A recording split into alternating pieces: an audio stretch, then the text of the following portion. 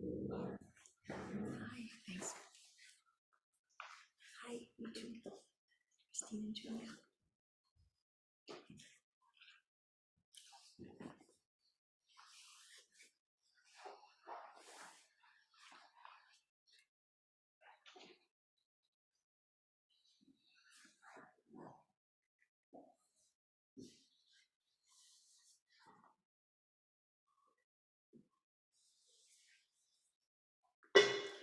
Wojo jin jin mimyon hoa yaku senman goni mo ayo koto katashi ware ima kenmon shi juji suru koto dari Nego akua nyurai no shinjitsu gyo geshi tate matsuran, an unsurpassed, penetrating, and perfect Dharma is rarely met with, even in 100,000 million kalpas.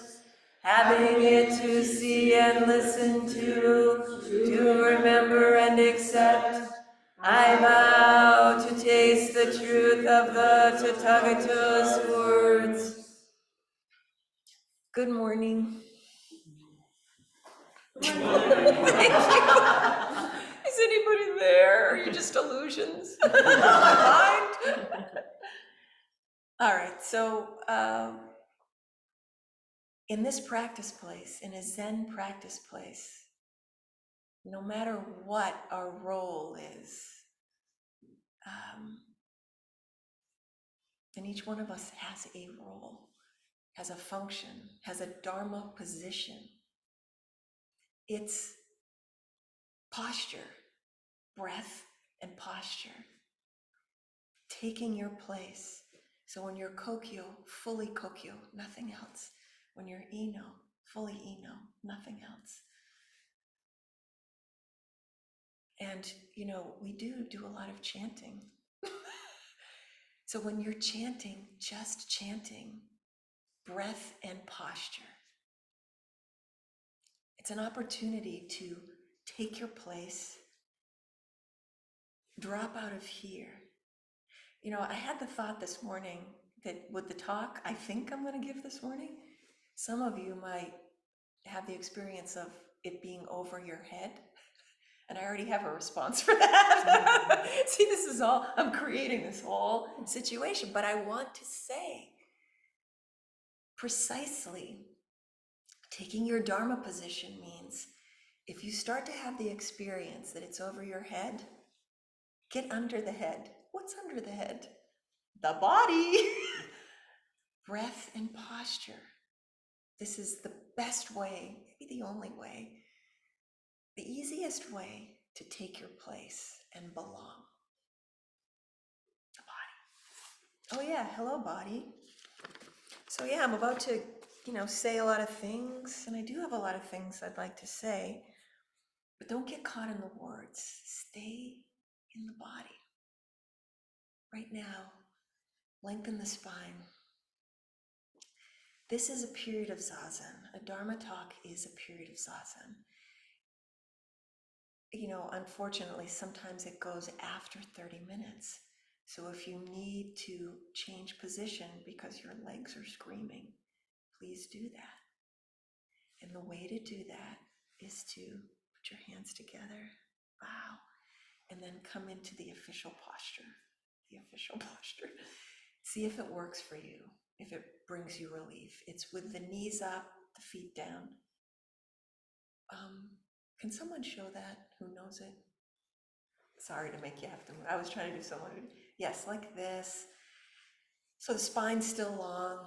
You get a chance to stretch the back in a different way and stretch the legs, bring a little relief. So that's a really good posture to know about if you need to do that. And then when you're ready, you can come back into the cross-legged posture. But this is about lengthening the spine, stabilizing through the base, grounding ourselves. and opening the heart, opening the mind.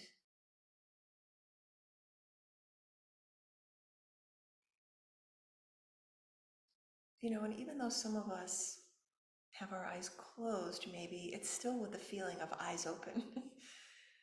It's still in our practice here, sitting facing the wall is eyes open. It's not about going some other place to find relief. It's about finding relief right here. It's about finding relief through engagement, through presence, not by pushing away or avoiding or hiding. And this might be a big deal. I think it's a big deal for most of us, if not all of us. So composure, it's been the theme of the week. The Thursday night class and Friday community Zen. And today, I'm still feeling it, particularly because some of us were at a so-called rally yesterday. My sign said, "Stop the violence." It was organized by a Palestinian group in Salem. And it was a powerful experience to walk into that space, that practice place of a rally at Riley Plaza in downtown Salem. And the first person to approach me was a Jewish man who was like, "What are you doing here?"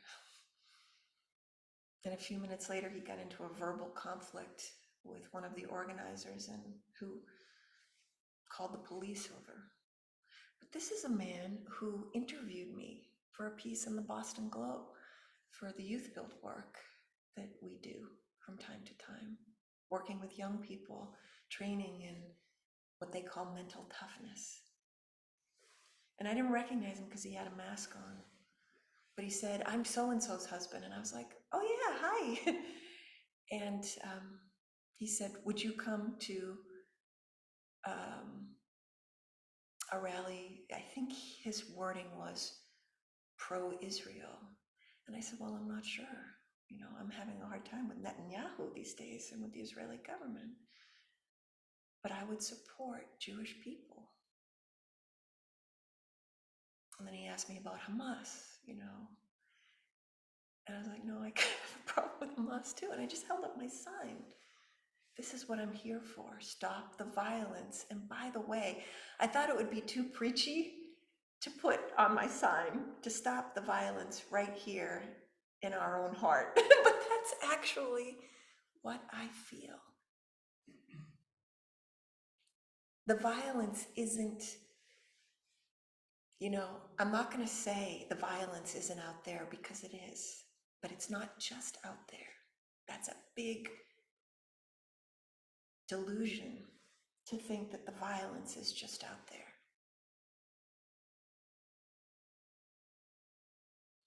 And then this person proceeded to tell me that the young man he had interviewed with me, the young man was later on arrested. He wanted to tell me that, that kid that I interviewed with, he got arrested, And I just held up my sign and I said, there's no straight shot here. This is a complex world. Is it possible within the complexity to stop the violence? I would say because of the complexity, can we stop the violence? I appreciated that opportunity, and I didn't get a chance to see him later on. And I have his email, and I'm going to follow up with him just to be like, "Well, how was that rally for you? How was that experience of being there?" I asked him how he was doing, and he said, "Well, we'll see at the end of this rally." So if he'd stayed, you know, and had possibly stayed in connection with his own breath and posture, and maybe even an open heart and mind, it might have been a positive experience. I didn't necessarily hear anything in what we were chanting that was problematic, that was necessarily one-sided.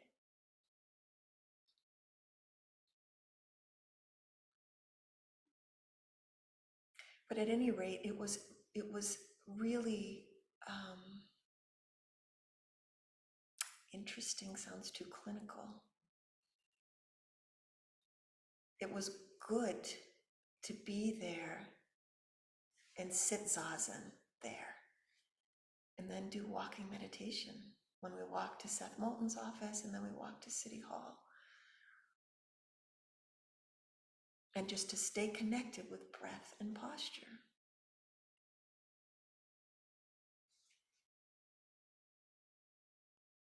So these are all opportunities, you know, if we're up for it. And I'm not saying that you should be doing this, but if you are interested in practice, in Zen practice, it might be something worthwhile to do. To show up in these spaces where there's so much, there can be anger and fear. Actually, what I felt yesterday was a togetherness and a determination, a resolve.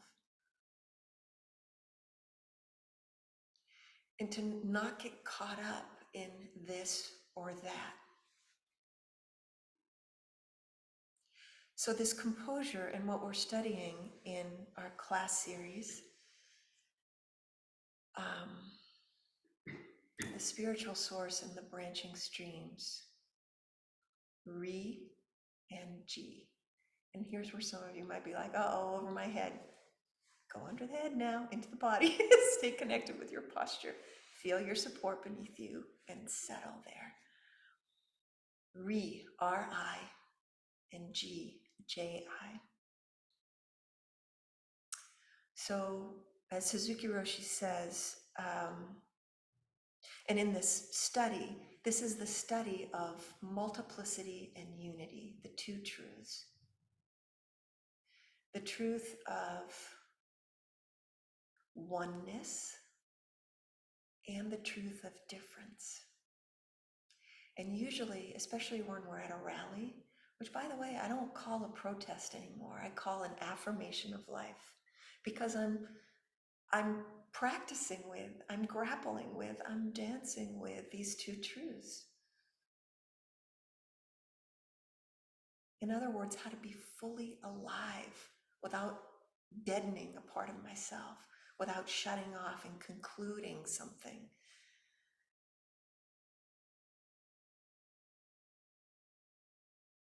So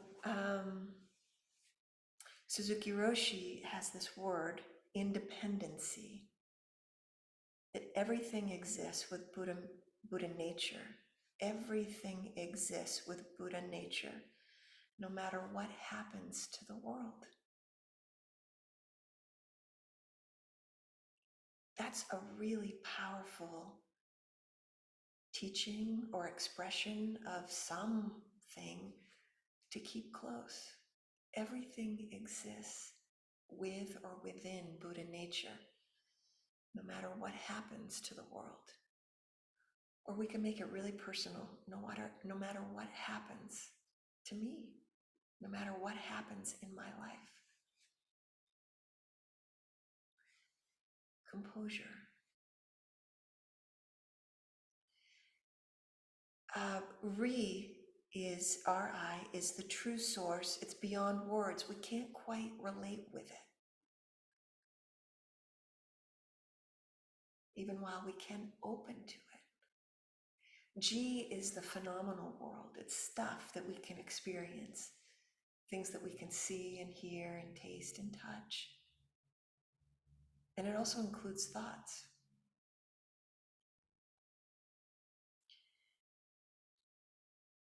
And the thing about this true source, even though it's beyond words, we can make contact with it. And I feel that in our practice of zazen, we are actually steeping in the two truths. Some of us may know for sure that we're steeping in G, the sensation of pain in our knees, or getting caught in thoughts and mental activity, or in emotional states like rage or grief.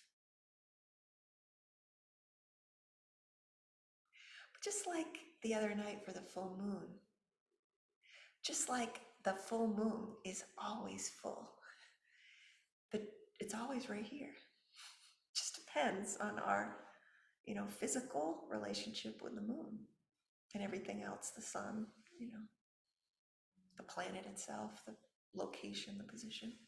It's always full. Re also is always here, whether or not we're realizing it. Unity is always here. But we have to talk about G because there is no bypassing. No bypassing, no shortcuts, no trying to feel better, no white privilege. We have to, our zazen practice is itself disrupting the status quo of our own mind. We have to do that. That's maybe the greatest gift, the greatest offering of zazen is disrupting the status quo of our own mind. In other words, refreshing continually. This quality of a bodhisattva, open, present, available, not knowing. Having a sense of, vulnerability, not just the people who are dying, who are being bombed, but right here, we're all vulnerable.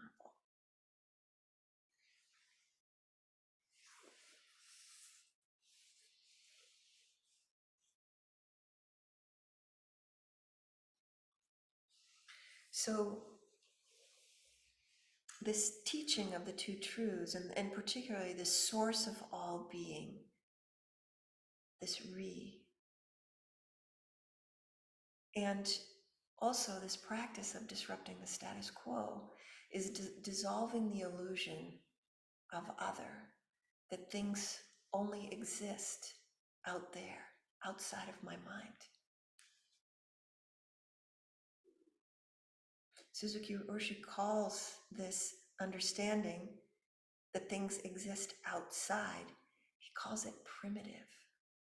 That's a great word. He calls it primitive and dualistic. I like that word because it makes me feel that in our practice, or in anybody's practice, I don't mean to sound fundamentalist here, not just, our practice here in this room, but maybe the practice of being human has the potential, of course it does, for evolving away from a more primitive understanding of you over there and me over here. And I think about this as a dancer. I haven't said this in a while. I need to be hit over the head by a 2x4. When I think about primitive and I think about evolution, just in terms of dance, one of the fantasies I have is of, when I was dancing, we were doing all kinds of cool movements and just ballerinas, the crazy stuff that ballerinas do. I didn't do ballet. I did modern dance, but we were still flipping ourselves and lifting each other and doing stuff. I have this fantasy of like transporting back to like Cro-Magnon days, like Neanderthal days, and having a modern dance performance, and like how that would be, like to see another biped doing these movements, just that. And then subtly going into our mind and our thought processes and how we're using our brain or not using our brain to evolve in terms of perception, in terms of receiving each other and receiving ourselves.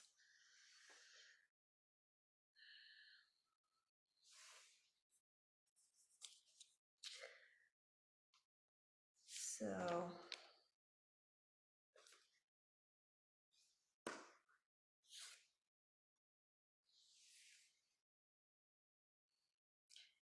and then Suzuki Roshi says,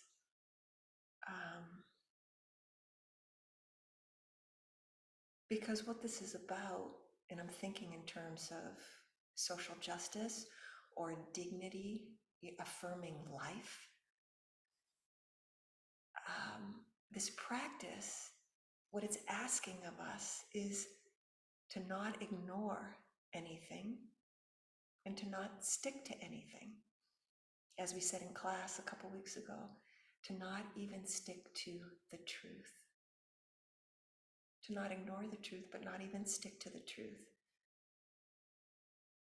And then he says, there's no way to understand things by explaining them individually. That's purely intellectual.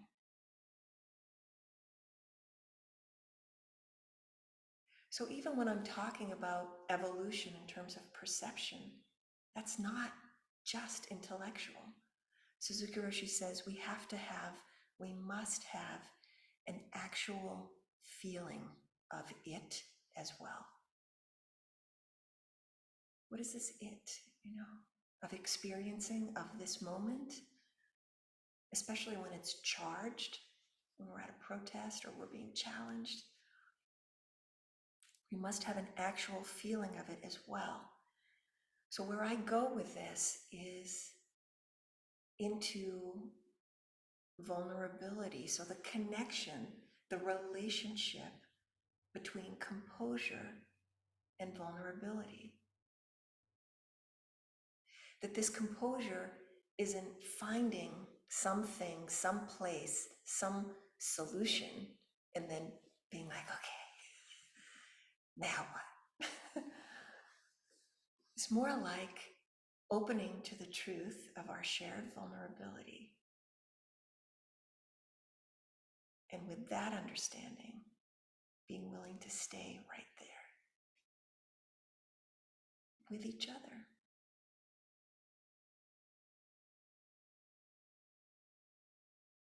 Embodied vulnerability, taking our place within not knowing, but still here. And whatever it is, I'm in it. It's in me. Letting it move through me. Letting me move through it. It's helpful to connect this vulnerability and this composure with movement.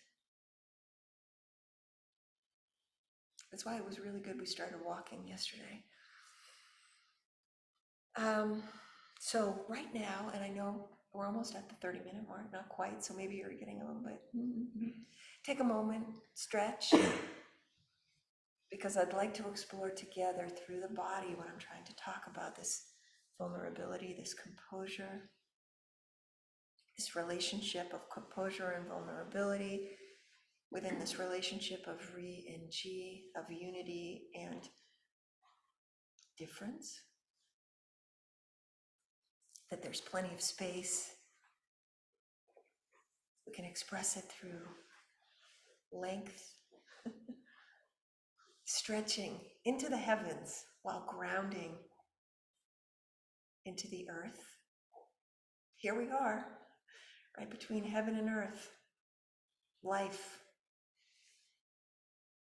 And then fleshing that vertical out with the breath, the heart, the front of the heart and the back of the heart, the front of the ribs and the back of the ribs.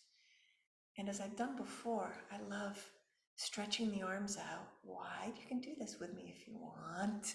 Maybe you don't have much room next to you, but this is the way to find the cosmic mudra. Stretching the arms wide, feeling the width through the shoulder blades, lengthening through the fingers, and then simply allowing the thumbs to find each other. The opposable thumbs, evolution. Bring the hands together, right hand resting on the lap, left hand on top of that, resting This is a clue, resting, letting the thumb tips find each other, creating an opening here. Check it out. Is it open or is it puny? Is it collapsed? Is it tight? Let it be open and fresh, wide.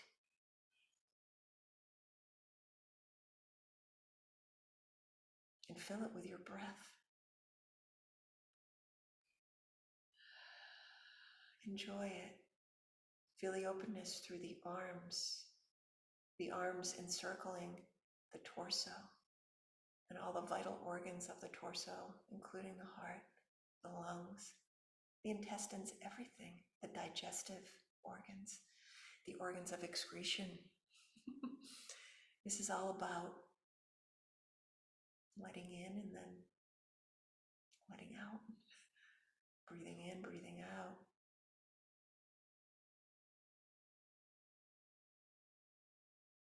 Ingesting, excreting. It's all about movement.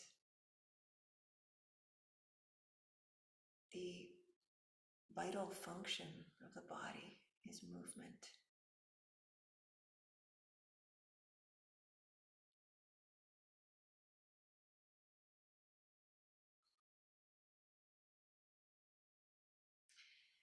So this very posture, breath-filled, lengthened,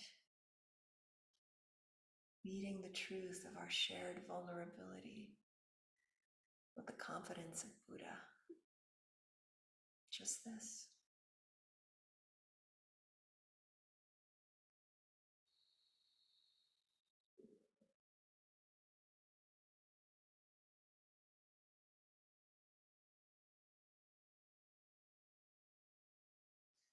Thank you.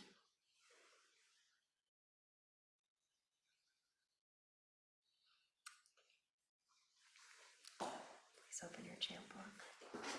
Page 1.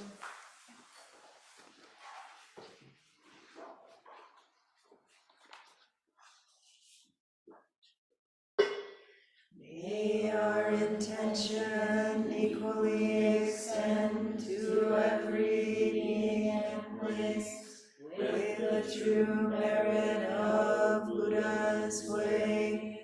Shujo muhen segando, bono mujin segandan, omon muryo segangaku, utsudo mucho segancho. Beings are numberless, I vow to save them. Delusions are inexhaustible, I vow to end them. Dharma gates are boundless, I vow to enter them. Buddha's way is unsurpassable, I vow to become it. Rise as you are able. We'll offer 3 full bows and then chant the refuges in Pali, which are on the inside of the small card that was near your position.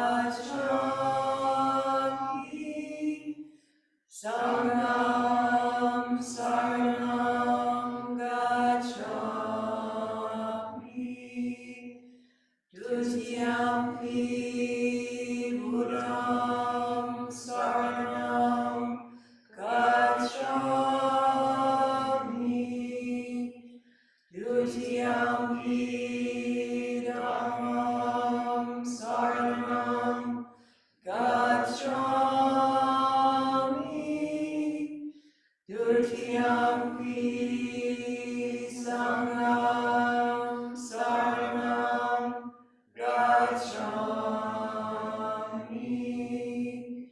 Tatyampi Buddham Saranam Gacchami.